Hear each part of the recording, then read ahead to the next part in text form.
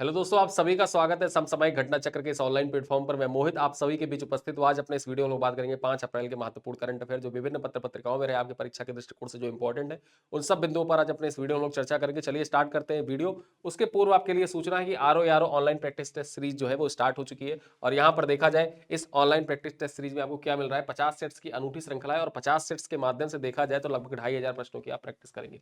हर set में 50 question होंगे, हर set में 50 क्वेश्चन होंगे। जैसे 200 क्वेश्चन का फुल लेंथ टेस्ट है तो 200 क्वेश्चन का जो फुल लेंथ टेस्ट होता है उसको हमने टुकड़ों में डिवाइड कर दिया है, उसको हमने 4 टुकड़ों में रखा है 200 क्वेश्चन को। और देखा जाए तो 2500 प्रश्नों की आप प्रैक्टिस करेंगे, जिससे होगा क्या कि डेली आप प्रैक्टिस कर सकते हैं। आप फुल लेंथ टेस्ट डेली नहीं लगा सकते हैं, लेकिन आप 50 प्रश्नों को डेली पर डे प्रैक्टिस कर सकते हैं। और उस दृष्टिकोण से देखा जाए तो यहाँ पर 2500 प्रश्नों का जो अनूठा श्रृंखला है वो प्रस्तुत की गई है। हर सेट जो है वो एग्जाम के अनुरूप है, यानी कि GS, Hindi, reasoning, current affair, सामान्य अध्ययन के सारे सब्जेक्ट सबको समाहित करते हुए, सबको वेटेज देते हुए, जो इंपॉर्टेंस जिसका जितना इंपॉर्टेंस है उसको वैसा ही इंपॉर्टेंस देते हुए एक कोर्स डिजाइन किया गया है। और यहाँ पर रीजनिंग और करंट अफेयर को भी समाहित किया गया है। खास बात यह है कि ये टेस्ट है लाइव, ऐप पर लाइव आप इस टेस्ट को दे सकते हैं और लाइव एक्सप्लेनेशन आप इसका पढ़ सकते हैं। इसकी वैधता जो है, इसकी वैधता 1 साल तक है। ठीक है, वैधता 1 साल। मैं आपको एक सूचना देता हूं, सूचना ये है कि आप हमारे ऐप पर कोई भी कोर्स परचेज कर सकते हैं और कोई भी कोर्स परचेज करने पर उसकी जो वैधता है, वैधता 1 साल की। अगर आप फरवरी महीने का करंट अफेयर का पैकेज ज्वाइन करते हैं तो अगले 1 साल तक वो वैध है, यानी कि 1 साल तक आप फरवरी महीने के पैकेज में इनरोल है। ठीक है, और आप जब चाहे तब उसको पढ़ सकते हैं, जब चाहे तब आप टेस्ट दे सकते हैं, सारी प्रक्रियाओं को अपना सकते हैं।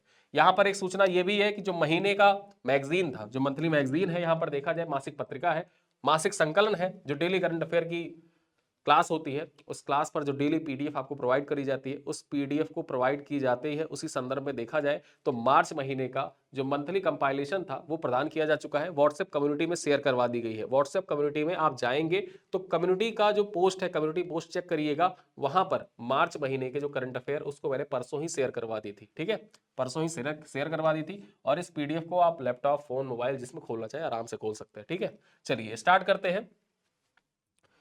सबसे पहले देखेंगे महत्वपूर्ण दिवस। अब महत्वपूर्ण दिवस क्या, नेशनल मैरीटाइम डे के बारे में चर्चा करेंगे। देश 5 अप्रैल, ठीक है, देश 5 अप्रैल 2025 को अपना 62वां राष्ट्रीय समुद्री दिवस मना रहा है। इस बार कौन सा दिवस मनाया जा रहा है, 62वां। ठीक है, 62वां राष्ट्रीय समुद्री दिवस 5 अप्रैल को मनाया जा रहा है। ये पॉइंट याद रखिएगा, परीक्षा में से पूछ सकता है कि राष्ट्रीय समुद्री दिवस कब मनाया जाता है। राष्ट्रीय समुद्री दिवस जो होता है ये 5 अप्रैल को हर साल मनाया जाता है। यहां पर देखा जाए जो शिपिंग उद्योग में देश के महत्वपूर्ण प्रगति को रेखांकित करता है, शिपिंग उद्योग में, शिपिंग इंडस्ट्री में देखा जाए तो महत्वपूर्ण प्रगति को रेखांकित करने के लिए समुद्री दिवस मनाया जाता है। और समुद्री क्षेत्र की रक्षा, व्यापार, अर्थव्यवस्था से जुड़े उद्योगों के महत्वपूर्ण योगदान देने वाले व्यक्तियों के सम्मान में प्रतिवर्ष 5 अप्रैल को यह दिवस मनाया जाता है। किस लिए मनाया जाता है, उद्देश्य मैंने आपको बता दिया। भारत का समुद्री क्षेत्र जो है ये भारत के व्यापार का आधार है, भारत के व्यापार का आधार है। मात्रा के अनुसार समुद्री क्षेत्र देश के व्यापार का लगभग 95%, जो 95% व्यापार होता है पूरे भारत का, वहां पर देखा जाए तो 95% हिस्सेदारी है समुद्री क्षेत्र की। आगे हम देखें मूल्य के अनुसार, अगर हम बात करें तो मूल्य के अनुसार 70% हिस्सेदारी है, यानी कि पैसे में मूल्य में बात करें तो 70% हिस्सेदारी है समुद्री व्यापार की। ठीक है, और 90% हिस्सेदारी है जो पूरे देश की, पूरे देश में व्यापार की बात करें तो 95%, सॉरी 90 बोल दिया, 95% हिस्सेदारी है समुद्री व्यापार की। आगे हम बात करें, भारत ने 7500 किलोमीटर से अधिक की तटरेखा और 12 प्रमुख बंदरगाहों के साथ दुनिया का 16वां सबसे बड़ा समुद्री राष्ट्र है। भारत देखा जाए, भारत के पास 7500 किलोमीटर की लंबी तटरेखा है और साथ ही साथ 12 प्रमुख बंदरगाह, यहां तो अब 13वां बंदरगाह भी बन गया है। यहां पर जो 12वां बंदरगाह है ये 13वां बंदरगाह भी हो गया बधावन पोर्ट। ठीक है, 13 प्रमुख बंदरगाहों के साथ 16वें सबसे बड़ा समुद्री राष्ट्र है भारत। ये पॉइंट याद रखिएगा, आपके परीक्षा के दृष्टिकोण से इंपॉर्टेंट है। आगे देखें, उत्तर प्रदेश के मदरसों में जो एनसीईआरटी का पाठ्यक्रम है उसको लागू कर दिया गया और ये फैसला 3 अप्रैल, मतलब पहले लिया जा चुका था, लेकिन इसको जो इंप्लीमेंट किया गया वो 3 अप्रैल से लागू कर दिया गया। यहां पर देखा जाए अनिवार्य बना दिया गया है। 3 अप्रैल को उत्तर प्रदेश सरकार ने राज्य के सभी मदरसों में एनसीईआरटी पाठ्यक्रम को अनिवार्य कर दिया है। यानी 3 अप्रैल से जितने भी मदरसे उत्तर प्रदेश में अवस्थित है उन सब मदरसों में एनसीईआरटी का जो पाठ्यक्रम है उसको संचालित किया जाएगा, उसको लागू किया जाएगा।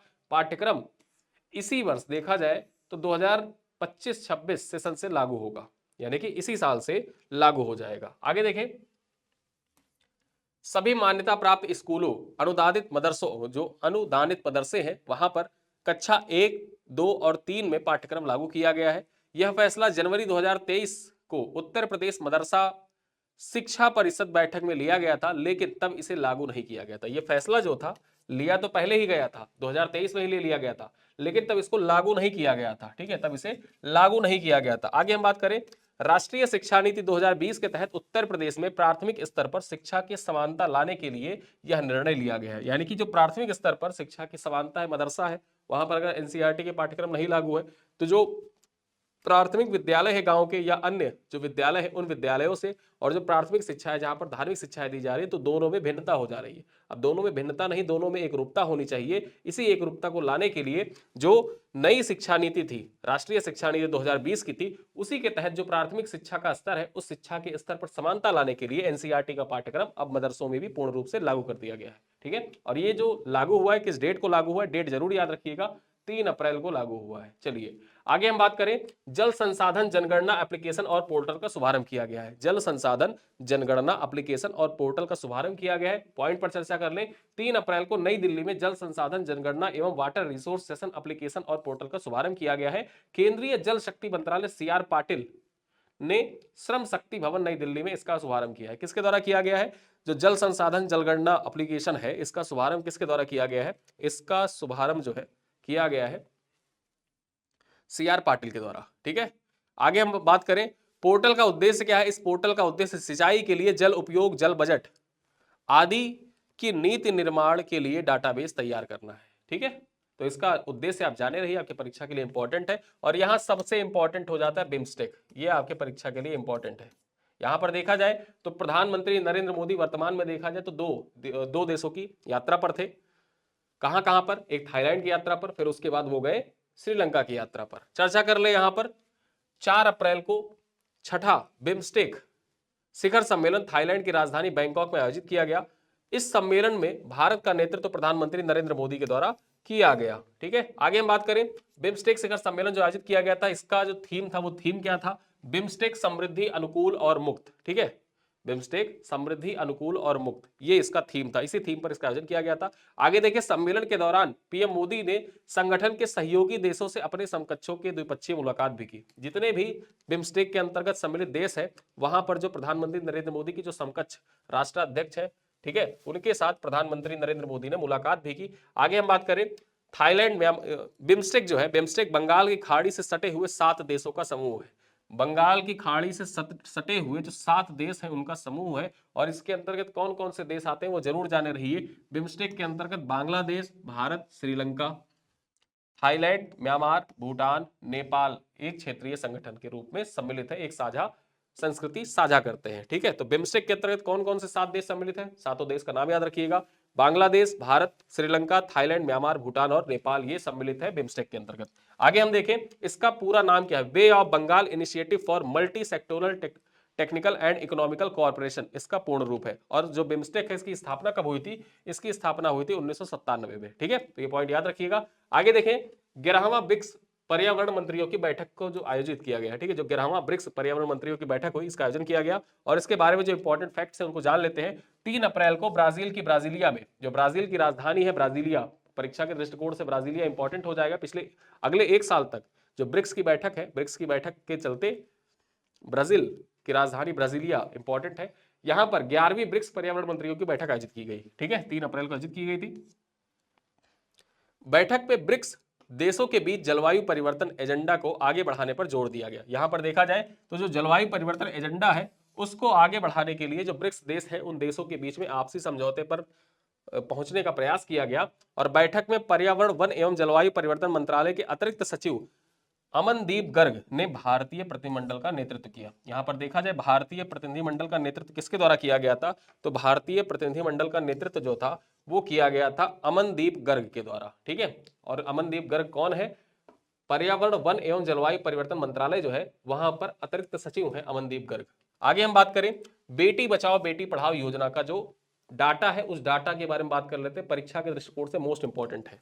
यहां पर देखें तो बेटी बचाओ बेटी पढ़ाओ योजना के प्रभाव से जो राष्ट्रीय स्तर पर जन्म के समय लिंगानुपात था वो पहले 918 था, लेकिन अब बढ़कर कितना हो गया, जो 2023-24 में 930 हो गया है। जो जन्म के समय लिंगानुपात था पूरे देश में वो पहले 918 था, कितना 918 था, अब कितना हो गया है, 930 हो गया है। तो यहां पर हम चर्चा करें बेटी बचाओ बेटी पढ़ाओ योजना के प्रभाव से राष्ट्रीय स्तर पर जन्म के समय लिंगानुपात जो वर्ष 2014-15 में 918 था, ये 2023-24 में बढ़ के 930 हो गया है। ये डाटा याद रखिएगा, आप परीक्षा में कोट कर सकते हैं। आगे हम बात करें, लोकसभा में एक लिखित उत्तर में महिला एवं बाल विकास मंत्री जो है अन्नपूर्णा देवी, इन्होंने कहा कि बाल लिंगानुपात में कमी और महिला सशक्तिकरण से जुड़े मुद्दों को हल करने के लिए वर्ष 2015 में जो बेटी बचाओ बेटी पढ़ाओ योजना है इसकी शुरुआत की गई थी। उन्होंने यह भी कहा कि माध्यमिक स्तर पर विद्यालयों और बालिकाओं का नामांकन अनुपात जो था 2014-15 में, यानी कि जो माध्यमिक स्तर, ठीक है, माध्यमिक स्तर पर जो विद्यालयों में बालिकाओं का लिंग जो एनरोलमेंट रेशियो था, ठीक है, नामांकन दर था, सकल नामांकन दर जिसको आप ग्रॉस एनरोलमेंट रेशियो कहते हैं, ये 2014-15 में लगभग 75% से बढ़कर 2023-24 में 78% हो गया। यानी कि 2014-15 से देखा जाए तो 75% से बढ़कर लगभग 78% हो गया है। ठीक है, वर्तमान में 78% है एनरोलमेंट रेशियो। चलिए आगे बात करें, अगली खबर क्या है, स्विफ्ट कौर सामरा ने अर्जेंटीना में विश्व कप निशानेबाजी में स्वर्ण पदक जीता है। ये है स्विफ्ट कौर सामरा, यहां पर आप देख सकते हैं स्विफ्ट कौर सामरा, और इन्होंने जीता है निशानेबाजी में गोल्ड मेडल। कहां पर, अर्जेंटीना में। चर्चा कर ले, भारत की स्विफ्ट कौर सामरा ने अर्जेंटीना में विश्व कप निशानेबाजी में महिलाओं के 50 मीटर राइफल 3 पोजीशन स्पर्धा में स्वर्ण पदक हासिल किया है। किस प्रतियोगिता में हासिल किया है, कौन से कैटेगरी में हासिल किया, कैटेगरी जरूर याद रखिएगा, 50 मीटर राइफल 3 पोजीशन स्पर्धा है, और इसी स्पर्धा में स्विफ्ट कौर ने प्राप्त किया है गोल्ड मेडल। और यहां पर देखा जाए तो जो भारतीय कंटिजेंट गया है उस भारतीय कंटिजेंट का नेतृत्व कौन कर रही है, मनु भाकर कर रही है। ठीक है, मनु भाकर ने, जब मनु भाकर परीक्षा में आपसे पूछे कि विश्व कप निशानेबाजी 2025 का आयोजन निम्नलिखित में से किस देश में किया जा रहा है, अर्जेंटीना में किया जा रहा है। भारतीय दल का नेतृत्व जो है किसने किया, भारतीय दल का नेतृत्व मनु भाकर के द्वारा किया गया।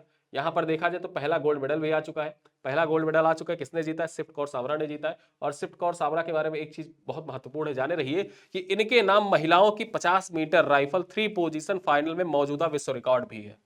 ठीक है, जो इन्होंने 2022 एशियाई खेलों में महिलाओं के 50 मीटर 3 पोजीशन स्पर्धा में स्वर्ण पदक जीतने के दौरान बनाया था।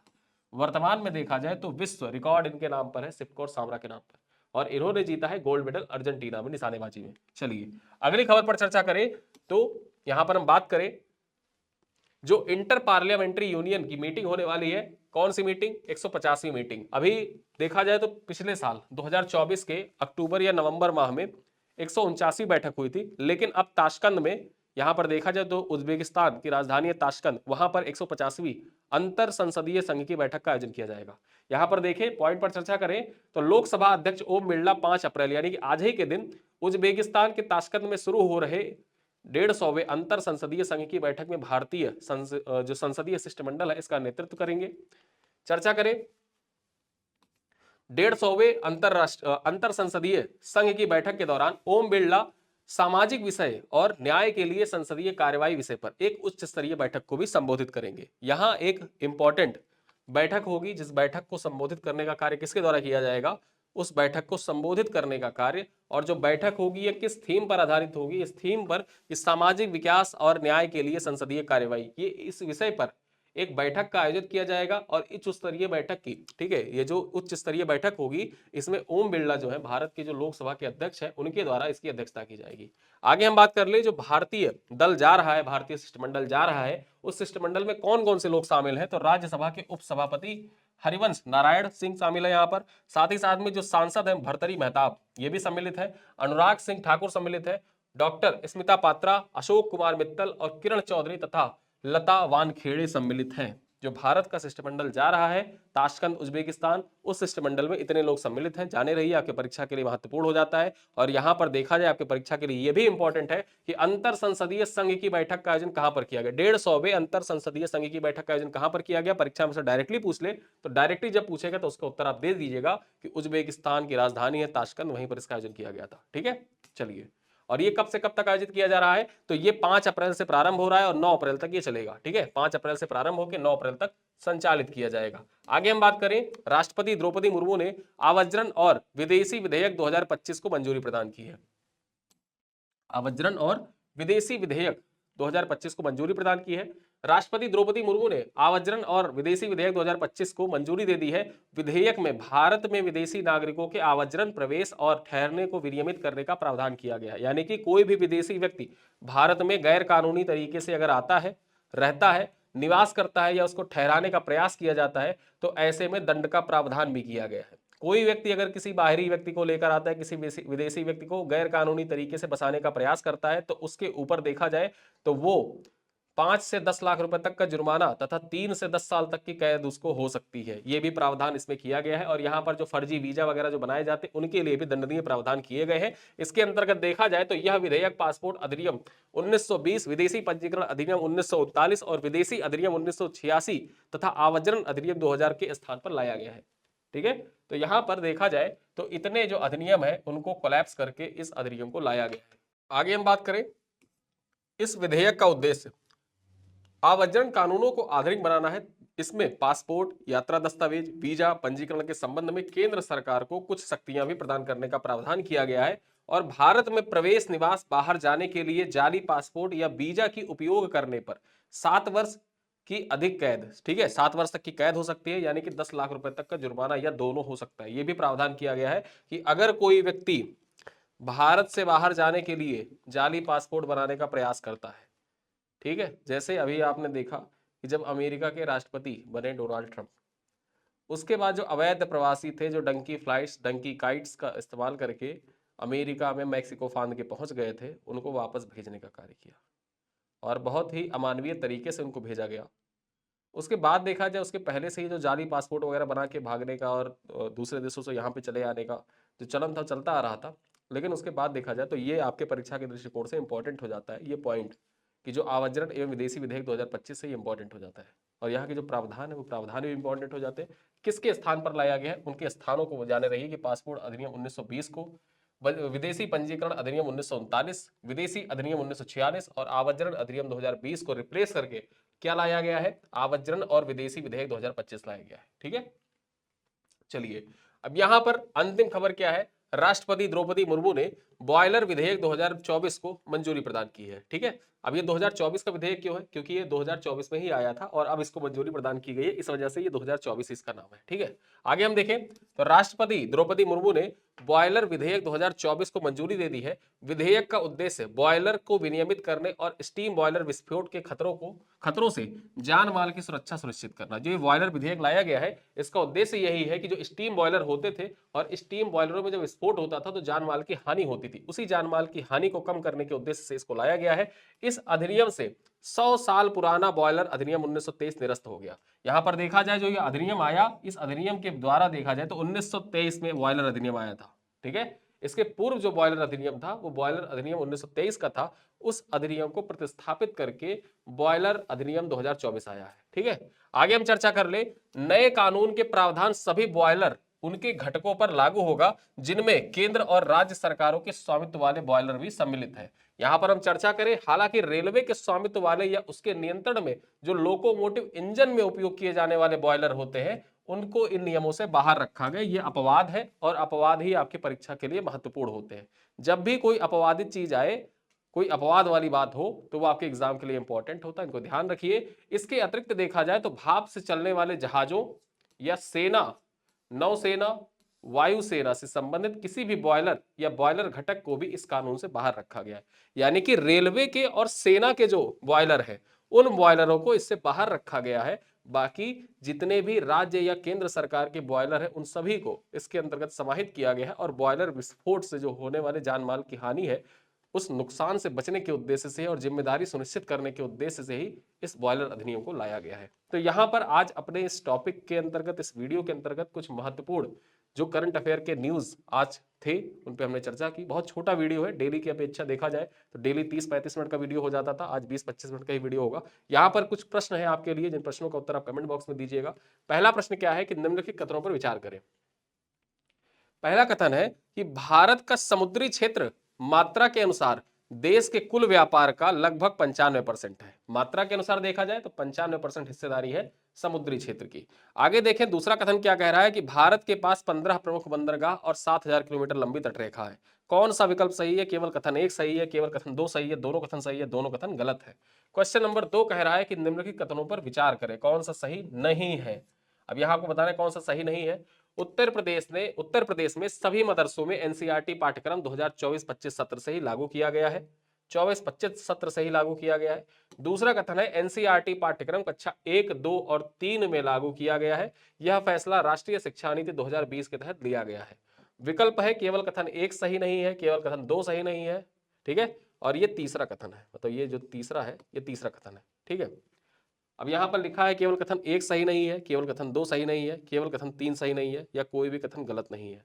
सभी सही है। अब बताइए यहां पर कौन सा ऑप्शन सही होगा कि पहला कथन है उत्तर प्रदेश के सभी मदरसों में एनसीईआरटी पाठ्यक्रम 2024-25 सत्र से लागू किया गया है। दूसरा कथन है एनसीईआरटी पाठ्यक्रम कक्षा 1, 2 और 3 में लागू किया गया है। तीसरा कथन है कि यह फैसला राष्ट्रीय शिक्षा नीति 2020 के तहत लिया गया है। आपको बताना है कौन सा कथन यहां पर सही नहीं है। क्वेश्चन नंबर 3 क्या कह रहा है? 3 कह रहा है कि निम्नलिखित में से कौन सा कथन सही है। जल संसाधन जनगणना एप्लीकेशन और पोर्टल का शुभारंभ नई दिल्ली में किया गया। दूसरा कथन कह रहा है इस पोर्टल का उद्देश्य पर्यटन क्षेत्र में जल उपयोग का डेटा संग्रहण करना है, ठीक है। विकल्प है केवल कथन एक सही है, केवल कथन दो सही है, दोनों कथन सही है, या दोनों कथन गलत है। इनका उत्तर आपको कमेंट बॉक्स में देना होता है, क्योंकि ये इसी स्लाइड पर आधारित प्रश्न है और इसी स्लाइड पर आधारित जो प्रश्न होते हैं मैं पढ़ाया, जो टॉपिक पढ़ाया उन्हीं टॉपिक से मैंने कुछ प्रश्न बनाए हैं जो आपके समझ प्रस्तुत किया। क्वेश्चन नंबर 4 क्या है? छठा बिम्स्टेक शिखर सम्मेलन 2025 में थाईलैंड, ठीक है, के बैंकॉक में आयोजित किया गया। बिम्स्टेक केवल 5 देशों का एक संगठन है जिसमें भारत, बांग्लादेश, श्रीलंका, म्यांमार और नेपाल शामिल है। अब यहां पर देखा जाए कौन सा कथन सही है। केवल एक सही है, केवल दो सही है, दोनों कथन सही है, या दोनों कथन गलत है। क्वेश्चन नंबर 5 और अंतिम प्रश्न क्या है? 11वीं ब्रिक्स पर्यावरण मंत्रियों की बैठक ब्राजील के ब्राजीलिया में आयोजित की गई। इस बैठक में भारतीय प्रतिनिधिमंडल का नेतृत्व किसने किया? जो पर्यावरण मंत्री हैं भूपेंद्र यादव, इनके द्वारा किया गया। कौन सा कथन सही है? केवल कथन एक सही है, केवल कथन दो सही है, दोनों कथन सही है, दोनों कथन गलत है। तो इन 5 प्रश्नों का उत्तर आपको देना है कमेंट बॉक्स में, ठीक है। इन 5 प्रश्नों का उत्तर आप कमेंट बॉक्स में दीजिएगा। वीडियो को अपने दोस्तों के साथ साझा करिएगा, पसंद आ रहा है तो अपने दोस्तों के साथ साझा करिएगा। इस वीडियो की पीडीएफ, पीपीटी और क्लास नोट्स वगैरह प्राप्त करने के लिए, टेस्ट प्राप्त करने के लिए, साथ ही साथ जो मंथली पीडीएफ होती है उसको प्राप्त करने के लिए आप हमारा जो मंथली पैकेज है उसको ज्वाइन कर सकते हैं। मंथली पैकेज कैसे ज्वाइन करेंगे? इस वीडियो का जो कमेंट बॉक्स है, कमेंट बॉक्स आप चेक करिएगा। कमेंट बॉक्स चेक करेंगे तो कमेंट बॉक्स चेक करने के बाद आपको वहां पर एक लिंक मिल जाएगा। लिंक पे आप क्लिक करिएगा, आप डायरेक्टली जो अप्रैल महीने का पैकेज है वो ओपन हो जाएगा। अप्रैल महीने के पैकेज में आप ज्वाइन करिएगा और ज्वाइन करने के बाद हमारे हेल्पलाइन नंबर पे एक बार आप कॉल कर दीजिएगा। आपको व्हाट्सएप कम्युनिटी में भी ऐड कर दिया जाएगा, जिससे आप टेस्ट वगैरह तो दे सकते हैं। साथ ही साथ जो पीडीएफ होती है, डेली पीडीएफ होती है, मंथली पीडीएफ होती है, साथ में कोई डाउट है, कोई डिस्कशन करना है आपको, तो आप सब कुछ व्हाट्सएप ग्रुप खुला हुआ है, सबके लिए ओपन है, आप वहां पर अपने सवाल जवाब पूछ सकते हैं, ठीक है। चलिए इसी के साथ मैं इस वीडियो को यहीं पर समाप्त करता हूँ। मिलते हैं अगले वीडियो, तब तक के लिए धन्यवाद।